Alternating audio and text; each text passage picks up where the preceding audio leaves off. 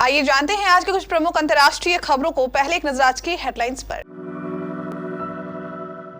अकेले लड़ेंगे, ममता बनर्जी ने 2024 लोकसभा चुनाव के लिए किसी भी पार्टी से गठबंधन से किया इनकार। G20 रूस और चीन के कारण मन महसूस कर रह गया भारत। दिल्ली शराब घोटाला, केजरीवाल से भी पूछताछ कर सकती है सीबीआई ईडी। कई हैंडसेट सिम बदलने से रडार पर आए मनीष सिसोदिया। कैम्ब्रिज में बोले राहुल गांधी, मुझे खुफिया अधिकारियों ने बताया मेरे फोन की जासूसी। घूस लेते हुए पकड़ा गया बीजेपी एमएलए का बेटा, 40 लाख रुपए कैश से भरे 3 बैग मिले। जयराम रमेश बोले 3S ने प्लान बनाकर खेला खेल। हेमंत बिस्वा शर्मा ने कहा कांग्रेस की। नीतीश कुमार और लालू यादव की जेडीयू आरजेडी को नागालैंड चुनाव में क्या मिला, चिराग पासवान को खुशखबरी। हाथरस कांड, बिटिया और अभियुक्त पक्ष जाएंगे हाईकोर्ट, अधिवक्ताओं ने बताई ये वजह। सुष्मिता सेन को आया हार्ट अटैक, बोली दिल का दौरा पड़ने के बाद फिर से जीने के लिए तैयार हूं। और रोहित शर्मा ने ईशान किशन को दोहराया, बल्लेबाजों के लिए भेज दिया ये मैसेज। लोकसभा चुनाव 2024 के लिए विपक्ष को एकजुट करने की मुहिम को तृणमूल कांग्रेस प्रमुख ममता बनर्जी के ताजा बयान से करारा झटका लगा है।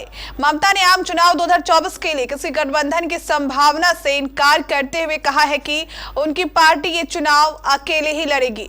पश्चिम बंगाल की सीएम ममता ने गुरुवार को एक बयान में कहा कि तृणमूल कांग्रेस अगले वर्ष के लोकसभा चुनाव लोगों के समर्थन के बूते अकेले ही लड़ेगी। उन्होंने कहा 2024 में हम तृणमूल कांग्रेस और लोगों के बीच गठबंधन देखेंगे। हम किसी अन्य राजनीतिक पार्टी के साथ नहीं जाएंगे। हम लोगों के समर्थन के बल पर अकेले ही यह चुनाव लड़ेंगे।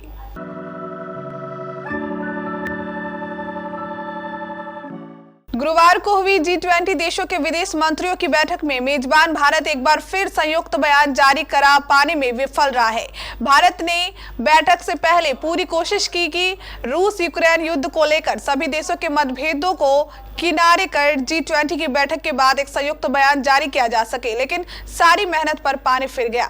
विदेश मंत्री एस जयशंकर ने विदेश मंत्रियों की बैठक के बाद कहा कि G20 की बैठकों में मतभेद थे और सदस्य देश यूक्रेन युद्ध की स्थिति में सामंजस्य नहीं बना सके। सूत्रों का कहना है कि पिछली बार की तरह इस बार भी रूस और चीन ने साझा बयान में यूक्रेन मसले को लेकर इस्तेमाल की जा रही शब्दावली पर सवाल उठाए, जिस कारण बयान जारी नहीं हो सका। आबकारी नीति घोटाले को दिल्ली के सीएम अरविंद केजरीवाल भले ही फर्जीवाड़ा मान रहे हो, पर मामले की जांच कर रही सीबीआई टीम जिस तरह डिजिटल और फॉरेंसिक सबूत जुटा रही है, इससे भविष्य में केजरीवाल सरकार की मुसीबत बढ़ सकती है।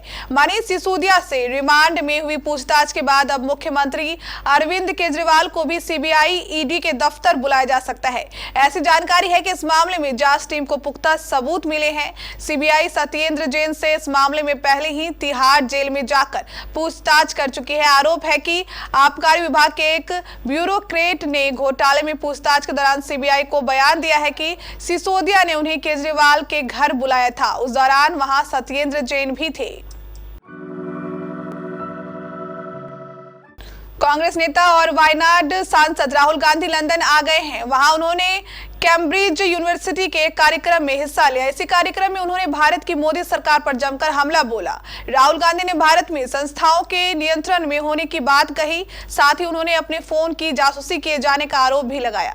राहुल गांधी ने कैम्ब्रिज में बिजनेस स्कूल के छात्रों को संबोधित करते हुए कहा, भारत में मीडिया और न्यायपालिका नियंत्रण में है। मेरे फोन में पेगासस से जासूसी होती है। खुफिया अधिकारियों ने मुझे बताया कि आपका फोन रिकॉर्ड हो रहा है। मेरे ऊपर आपराधिक मामले दर्ज कराए गए हैं। कर्नाटक में गुरुवार को भाजपा विधायक मदल विरूपक्षपता के बेटे प्रशांत कुमार को 40 लाख रुपए घूस लेने के आरोप में गिरफ्तार किया गया है। यह गिरफ्तारी उनके पिता के बेंगलुरु के दफ्तर Karnataka shop and detergent limited से हुई है। कर्नाटक लोकायुक्त ने उन्हें घूस लेते हुए रंगे हाथ पकड़ा है। Prashant Bengaluru water supply and sewerage board में चीफ अकाउंट ऑफिसर हैं। जानकारी के मुताबिक उनके पास से कैश से भरे 3 बैग बरामद किए गए हैं। लोकायुक्त ने इस मामले में ने भाजपा विधायक को भी आरोपी बनाया है।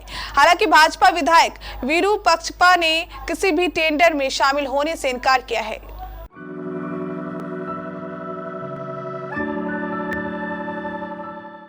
पूर्वोत्तर के 3 राज्यों में विधानसभा चुनाव संपन्न हो गए। नागालैंड और त्रिपुरा में बीजेपी को पूर्ण बहुमत मिला है, तो वहीं मेघालय में बीजेपी ने नेशनल पीपल पार्टी को अपना समर्थन दिया है।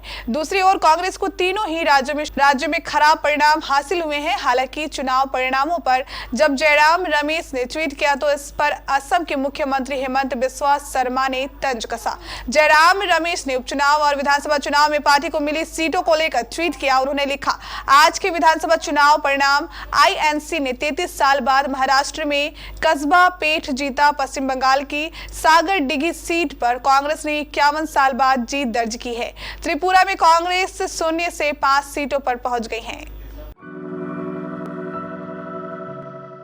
नागालैंड विधानसभा चुनाव की मतगणना में सत्तारूढ़ एनडीपीपी बीजेपी गठबंधन सत्ता बरकरार रखने की ओर बढ़ता दिख रहा है। बीजेपी ने 12 सीटों पर जीत दर्ज की है, जबकि एनडीपीपी ने 21 सीटों पर जीत हासिल की और 4 पर आगे चल रही है। इस चुनाव में बिहार के सीएम नीतीश कुमार की जदयू, लालू प्रसाद यादव की आरजेडी, चिराग पासवान की एलजेपी ने भी पूरी ताकत झोंकी थी। आपको बताते हैं कि इन तीनों दलों को प्रदर्शन कैसा रहा। चिराग पासवान की एलजेपी ने नागालैंड विधानसभा चुनाव में अच्छा प्रदर्शन किया है। अब तक की मतगणना में पार्टी 1 सीट पर जीत दर्ज कर चुकी है और 1 सीट पर आगे चल रही। हाथरस के बिटिया प्रकरण में एक अभियुक्त संदीप को आजीवन कारावास की सजा सुनाई गई और 3 अभियुक्तों को बरी कर दिया गया। बिटिया और अभियुक्त पक्ष के अधिवक्ताओं ने हाईकोर्ट जाने की बात कही। बिटिया पक्ष की पैरवी कर रही सुप्रीम कोर्ट की वकील सीमा कुशवाहा का कहना है कि इस मामले को राजनीतिक रूप से देखा गया। अगर एक ही आरोपी था तो सीबीआई ने 3 अन्य के खिलाफ चार्जशीट क्यों दाखिल की। मुझे लगता है कि इस केस में राजनीतिक प्रभाव दिख रहा है। इस फैसले के खिलाफ हाईकोर्ट अपील करेंगे, अगर जरूरत पड़ी तो सुप्रीम कोर्ट भी जाएंगे। नई दिल्ली पूर्व मिस यूनिवर्स एवं फिल्म अभिनेत्री सुष्मिता सेन ने गुरुवार को कहा कि उन्हें दिल का दौरा पड़ा था और हाल ही में उनकी एंजियोप्लास्टी हुई है। सुष्मिता ने अपने पिता के साथ सोशल मीडिया पर एक मुस्कुराता हुआ फोटो शेयर किया और अपने पिता के शब्दों को लिखा, अपने दिल को हमेशा खुश और साहसी बनाए रखो और जब तुमको इसकी सबसे ज्यादा आवश्यकता होगी तो यह तुम्हारे साथ खड़ा रहेगा। उन्होंने लिखा कि कुछ दिनों पहले मुझे दिल का दौरा पड़ा था और मेरी एंजियोप्लास्टी हुई, स्टेंट लगा और सबसे महत्वपूर्ण बात यह है कि मेरे कार्डियोलॉजिस्ट ने इस बात की पुष्टि की है कि मेरे पास एक बड़ा दिल है।